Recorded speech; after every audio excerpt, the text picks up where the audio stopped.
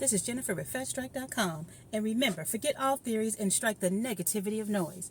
Now, my previous tape, if you look back, I had on the same shirt. But anyway, this thought came in my mind. And I was speaking about that when I ended my first marriage and I was 18. I was a lot younger. But what I learned from that marriage in forgetting all theories within your environment that you could control and strike the negativity of noise to build who you are. I learned from my husband the importance of, my education. Now, my parents had talked about education and whatnot. And, I don't blame them for anything. They did their best. They did their best. And they introduced me to the living God, the true God, the creator. And my first husband, the country man, he loved working in the garden. And I love that he went to school and he was happy and he got a job that he wanted in the gardening. And even though I didn't really go in the garden with him, I would sit with him sometimes. But being in the garden really taught me the beauty of creation, And he liked the little things. He liked the little things and he loved working. He loved working. And he ended up having a really bad accident where he lost his arm. And it really did a damage on him. But that man still would work, still would build. And he still had a gentleness about him, even though we didn't work out. That's why I never tried to take him through the ringer when it came down to child support. Because even though I was angry about some stuff, I was really angry. But I was not angry at so much of who he was, the core of who he was and how he was when I first met him. I just let that go. But to make a long story short, ladies, when your heart's been broken, you just have to remember you are not unfinished. And you can't. And when I say this, I don't mean broken in the sense if it's something catastrophic that is very unhealthy and not safe for you, your environment, your children, and whoever you may be associated with. I'm not talking about that. I'm just saying dealing with what's internal outside of trying to make everything look good from the inside out. But you're not unfinished, You're really never unfinished. And that's something I had to come to learn to appreciate and love about myself with that umbrella of love over me and whatever that entails for you. But also I want to say, the husbands that came into my life, we had a lot of opportunities and startups to have a thriving, successful business for ourselves. And I'm not going to be name dropping and tell you what it's all about because it doesn't matter right now. But before I met the men in my life and I got married to, and other associates and people I came in contact with, I always wanted something for myself. That's what you got to understand. Don't let the outside noise and how you grew up tell you what you can't have. And I don't mean riches and glory and fame. I'm talking about just what you may just desire. As a young girl growing up, I always wanted to own a business and have something for myself. That was it. And now I'm able to put myself in that position because of my mindset and the appreciation I not only have for myself in life, but also for others. Where I'm able to sit and eat at the table, not so much in the wealth that I may have that you can see. When people show you the home and all the nice stuff, that's cool. But what am I for me if I don't have the appreciation and that love attached to it? And I don't mean love like romantic. I'm saying the kind of love where that love makes you pause and you yield to what you can't control and what you can't scheme and manipulate over. And that goes for anybody, man or woman.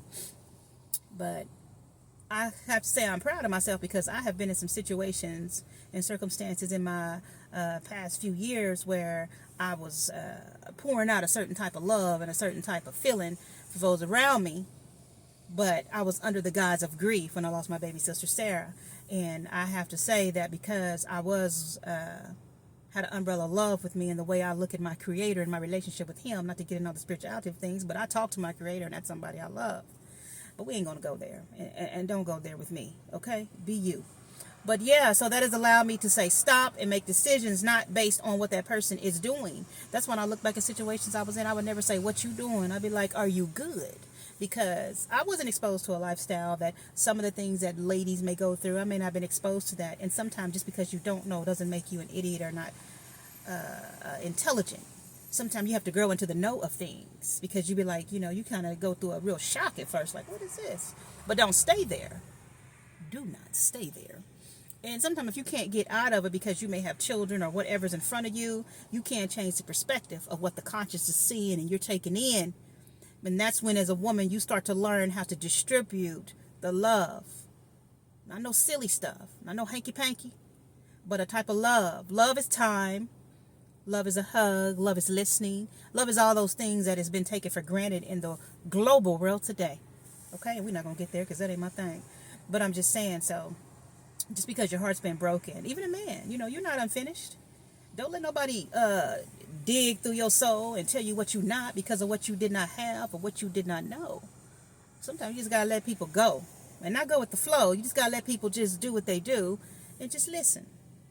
And a lot of times when you learn to get a grip on your own self for the day, it kind of help you move in a way where you're able to not be so fighting the wars of everybody, because we're all dealing with our own war in our own mind and heart. Sometimes you got to let that be and be like, I don't want that. I don't want that war. So I'm going to leave them right here. Don't mean you don't love them, but you're like, I'm going to leave them right there because they're going through something. There's nothing I can do if they don't see it and want the change. Doesn't mean they're a bad person. But when I look back on things, a lot of times I was married and I really wanted to get in these things with these men that I were married to, and that ain't what they wanted, and I had some, I ain't even gonna go there, but I had a lot of opportunities where we could have just, really had a good life, what I thought was a good life at the time when I was raising my kids and what I wanted from them.